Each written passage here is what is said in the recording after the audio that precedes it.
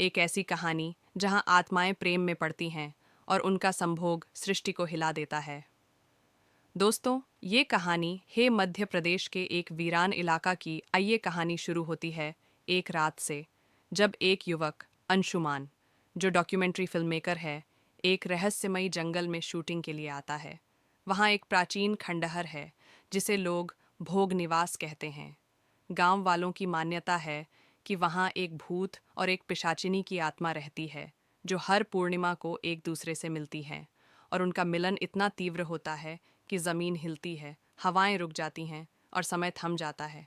अंशुमान की पहली रात, वो अकेले खंडहर के भीतर प्रवेश करता है। चारों ओर शांति है और अचानक हवा में एक तेज़ खुशबू आती है, केसर, चंदन और खून की। एक आवाज़ बेहद मधुर और खौफनाक, तू आया है मेरा दृश्य देखने, अब तू खुद उसका पात्र बनेगा। अंशुमान को अचानक एक कमरे में धक्का लगता है। दरवाज़ा बंद हो जाता है और वहाँ एक भूतनी नुमा पुरुष आकृति खड़ी होती है। सफ़ेद कपड़े, गला कटा, आंखें बुझी हुई। मैं राजवीर हूँ, मेरा शरीर मरा है, मगर आत्मा अब भी उसे ढूंढती है जिससे मैंने वासना की थी, मेरी पिशाचिनी प्रेमिका चंद्रप्रभा। चंद्रप्रभा एक सौंदर्य का शाप।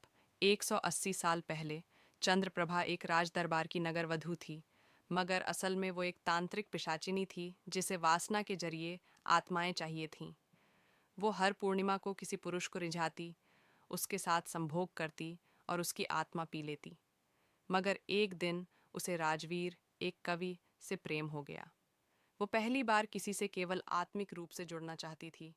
मगर जब उसने राजवीर से कहा, मुझसे प्रेम करो मगर मरने को तैयार रहो, राजवीर ने डर कर उसे ठुकरा दिया। और तब चंद्रप्रभा ने खुद को मार दिया ताकि वो हमेशा आत्मा बनकर राजवीर से मिल सके।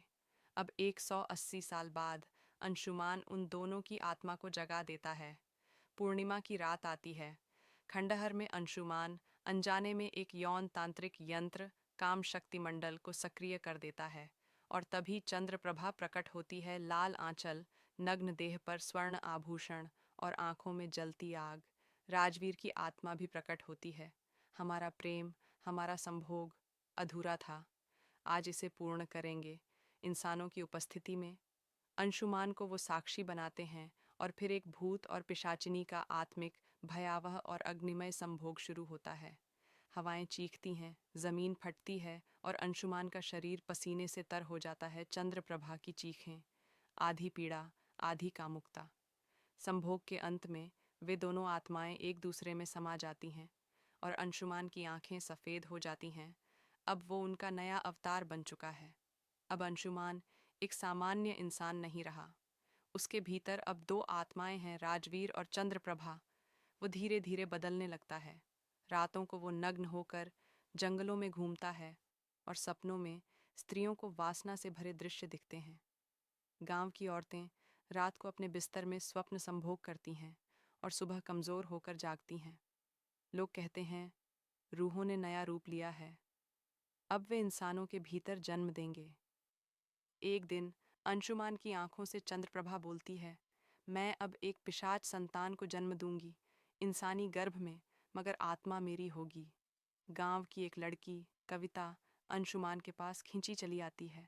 उसके साथ वासना और पीड़ा का मिश्रण होता है और एक नया प्रेत बीजित होता है। राजवीर, जो अब अंशुमान के भीतर है, जागता है और चंद्रप्रभा को रोकना चाहता है। उनके भीतर आत्माओं का युद्ध होता है। प्रेम बनाम वासना, खंडहर फिर हिलता है। गर्भवती कविता जलते हुए शमशान में दौड़ती है और चंद्रप्रभा उसे अपने साथ आत्मा के रूप में ले जाती है। राजवीर की आत्मा अंशुमान को छोड़ देती है। अब खंडहर खाली है, मगर जंगल में एक नवजात की चीख गूंजती है। वो बच्चा जो पिशाचिनी के प्रेम से जन्मा, इंसानों में छुपा रहेगा और वासना फैलाएगा। दोस्तों, आज के लिए बस इतना ही। मिलते हैं अगले किसी डरा देने वाली खौफनाक सच्ची घटना पर आधारित कहानी के साथ।